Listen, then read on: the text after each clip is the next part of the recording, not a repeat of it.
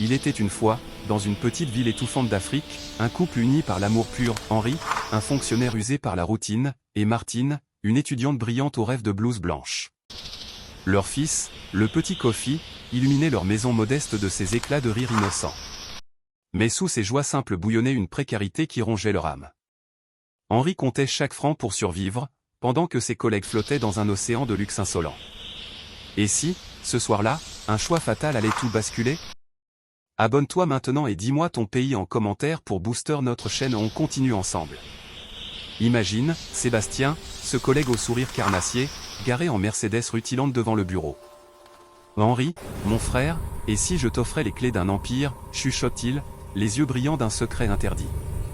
Henri, les épaules voûtées par des mois de factures impayées, sans son cœur s'emballer. Curieux depuis longtemps des mystères de ce Golden Boy, il n'imagine pas encore l'abîme qui s'ouvre. Sébastien lui parle d'une confrérie cachée, un cercle d'élus aux pouvoirs occultes, promettant fortune et gloire en échange d'un engagement total. Le désespoir l'emporte, pour Martine, pour Kofi, pour un futur sans fin au ventre. Là allons-y, murmure Henri, ignorant que ce pas le mènera aux portes de l'enfer. Les ruelles s'assombrissent comme un voile funèbre.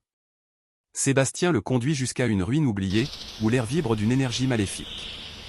À l'intérieur, des ombres encapuchonnées dansent à la lueur de flammes tremblantes, les murs suintent de symboles ancestraux, gravés dans la pierre comme des malédictions éternelles. La cérémonie commence, des chants gutturaux montent, un vent froid s'infiltre par les fissures. Puis, le maître masqué pose la question qui glace le sang, « Ton offrande, Henri ?» Un sacrifice pour sceller le pacte. Et là, dans un éclair de terreur pure, on lui tend un pilum rougio pour Kofi, son propre sang. Les mains d'Henri tremblent, son esprit hurle non, mais l'illusion d'une vie dorée l'aveugle. Le cri déchirant de l'enfant déchire la nuit, suivi d'un silence qui avale tout. Une énergie glacée s'infiltre en lui, comme un poison divin. Et si ce moment marquait la fin de l'homme qu'il était? Accroche-toi, la suite est glaçante. À l'aube suivante, le miracle ou la malédiction? Frappe. Des chèques anonymes pleuvent, des promotions tombent du ciel comme des fruits pourris.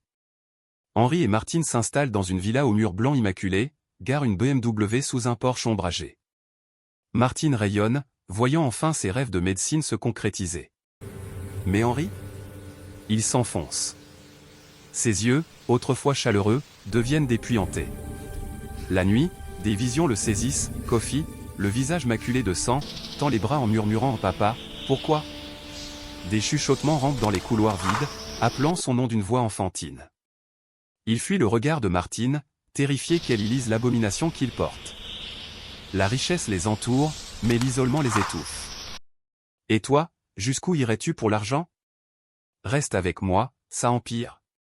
La fête arrive comme un orage. Dans leur nouveau manoir, Henri convie ses amis et ses ombres fortunées de la secte. L'alcool coule, les rires fusent, mais Henri craque. Ivre de vin et de remords, il grimpe sur la table, se trémousse en gestes grotesques, braillant des airs enfantins appris à Kofi. Les invités gloussent d'abord, puis se figent quand il attrape une lampe, la berce comme un nouveau-né, « Mon petit, papa est là. Pardonne-moi. » Le silence tombe, lourd comme une sentence. Martine, au fond de la salle, sent un frisson la traverser.